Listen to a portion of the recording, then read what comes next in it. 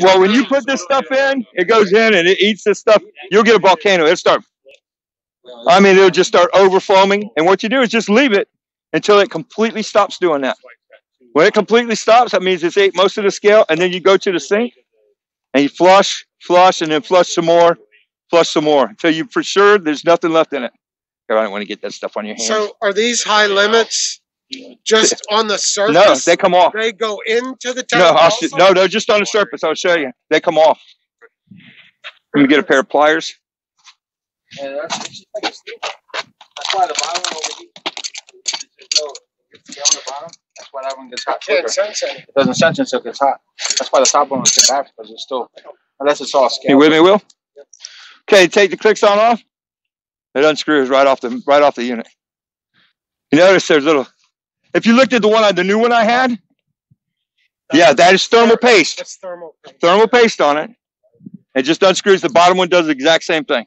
If you notice, there's a tab over here for one to go in too. That's for another model. That's for the steam model. So they actually use steam. That doesn't go into the tank. Right. It's just like that. It's just that stud sitting there, and it takes it by temperature. Same thing on the bottom. Exactly the same. Yeah, but exactly the same. These are the exactly same unit, top and bottom. And then, of course, to check your heaters, obviously, ohms check right here. Check your heater. Heater's bad. Got to replace the whole thing. Can't replace the heaters. All right. So far, that's the manifold. We've got the manifold out. We've got to take the tank out, the solenoids. I'm going to set this to the side. These are rebuildable, these solenoids. They are identically the same part number all the way through this thing. Everywhere you see one of these is a 71022. Same valve. Same valve, same one. They've got that part number like 6 times in there. So this one. Yep, if it looks like this, yep. This one here, that's your. Because that's plastic. Yeah, now that's your. Yeah, this So was one's different. metal. That one's metal. Right. That one's metal. That one's metal. Yep. Any of the ones that look like that, they all have the same part number on them. Well, he was standing over there. Now let's pull this loose. Where is? Let me get to my wrenches. It's going to be a 1/2 inch. Thanks, sir. Hold this at the same time. So I wonder what happened. Might get that screen off there, would you? They couldn't figure out how to get it off either, so they probably just popped the screen in. Yeah, if you can find a way to get that off, I do not know of a way that comes off, personally. Come on now. I got it to spin, but it would Did not you? come off. Yeah. I would imagine. I didn't try that. A bigger wrench. Just that buck crescent wrench right there. It'll work. You want to hold this thing still.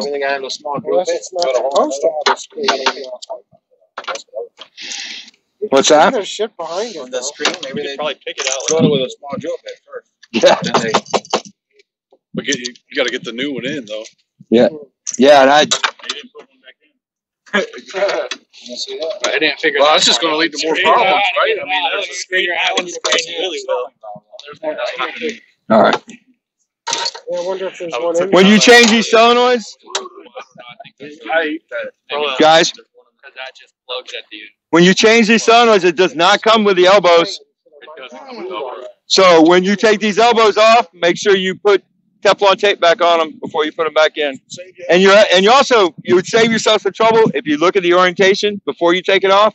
That way you know which way it's oriented. Because if you get it in here, it has to sit exactly right, or you won't get the stuff back in there. Either take a picture of it or mark it. Yep. Something else I seen missing on these things. Should be a restrictor plate right here. Inside here. Right here. Should be a small disc with a hole in the center. Why? Because they use them to slow the flow down. When you have you noticed that even clean, Yeah, probably. They Yeah. probably pulled it out. What's this right here? You find it? Just that idiot took it apart. There you go. Yeah. Okay. They fit inside here to keep that prevents the restriction of the water. It's used on the Well, hot water. That's going to go on the floor and roll 20 feet away. That's the Yeah, make sure you don't lose it. Because look at this. Look at the size hole that thing is. This restricts the flow. It restricts the flow, and that is for the hot water dispenser. If you ever notice, the hot water dispenser doesn't dispense real fast. It's sort of slow. Okay. They use this to restrict the flow to the hot water valve because remember this tank, that tank is really small. If you had it full flow, you'd run out of heat really quick, man. That's true. So they just restrict the flow coming out into it. This one actually does not go in this valve. This valve is this is the brew valve. You can tell by it's got the small elbow on it. It's the other valve. So the brew valve does not get a restrictor. No, but the hot water valve does. Does anything else get a restrictor plate? Not that I know of. So just the hot water. Because that's one you want to restrict, is the hot water coming out. Because you'll drain the tank. Yeah, you'll drain the tank really fast with that. I mean, if you've ever taken run one without it, you'd know. Because it's like, it'll fill a cup up like no time flat. Yeah, but you're brewing coffee too. You're using the same amount coming out to brew coffee. Not really. No, because the flow meter will only let you shoot so much out. The flow meter restricts how much. But if The you're hot brewing water a is large infinite. Cup of coffee, you're That's pretty much what, hot 20 water ounces? you're using. 20 ounces. What causes it to? It'll run when you try to get hot water out. It'll run for like a few seconds and then stop. Then you have to re-hit it. It's on. That's the way it's designed. That's just in the programming. That's how you upgrade. That's how you could hit the button. Yeah. It would run for like 10 seconds. Yeah. Now you have to run down. Yes. That's after the upgrade. They changed that with the software on our last upgrade. They did change the software on that. None of the stores were complaining about that. Yeah. Oh, that's when I go like. Can you get that motor? I'll go get that. Your- motor. Yeah, the grinder motor. Just want to show it to them. Right there. Okay, that's fine. We just want to show it to them. It's what you're replacing, right? You're just replacing the grinder motor when you replace it. All right, questions so far? Anyone? So everybody knows everything. What's that? brew valve. Brew valve? That's what it's called. Yeah, this is a brew valve. And you know about a small elbow, and if you follow the line down on the brew valve, which, where'd it go? Right here. Oh, actually, this is the brew valve right here. I'm sorry, guys. Oh, okay. This is the brew valve. Small line that runs straight to automatic. Automatic. And that's just the hot water. That's the hot water. That is the one it goes in. What's that? Same part, same valve. It's the same valve. Same exact valve. The only difference is, if you notice, Connected the to orientation, look at the orientation to the wiring. Yeah. You notice the difference already, So right? Oh, it doesn't have this. Okay. But now you know how to change. All you do to change the orientation on a valve is you loosen this nut, and you can move it to wherever you need it. Okay. So I got a question. When you order a new one, Gonna come just like that. just like that, Just like with that. no elbows. It's not gonna come with elbows, and it's not gonna come orientated the way you want, So it just have to. because they're all gonna be the same. So you have to actually change the orientation of where the wires go, and you have to put the elbows on, and make sure you put restrictors in, because it doesn't come with restrictors either. It comes as just a plain valve. That's all it does, just like that. Those valves have an arrow one way in, Are right? these all the same? No, actually, they do not. They do not have an arrow on them. Are these all interchangeable? Because why? Here's why. Because it can go both ways. All you have to do, all it has in it is just a solenoid. It's just like any other solenoid. It just opens a valve up and allows it to flow. Are these all interchangeable? These are all the same valves? Yes, anything that looks like this, yeah. You'll notice that you look at this part number. If you look at the breakdown on this, like 4 or 5 of these are all the same part number. So if you carry one, you've got for all of those. You know.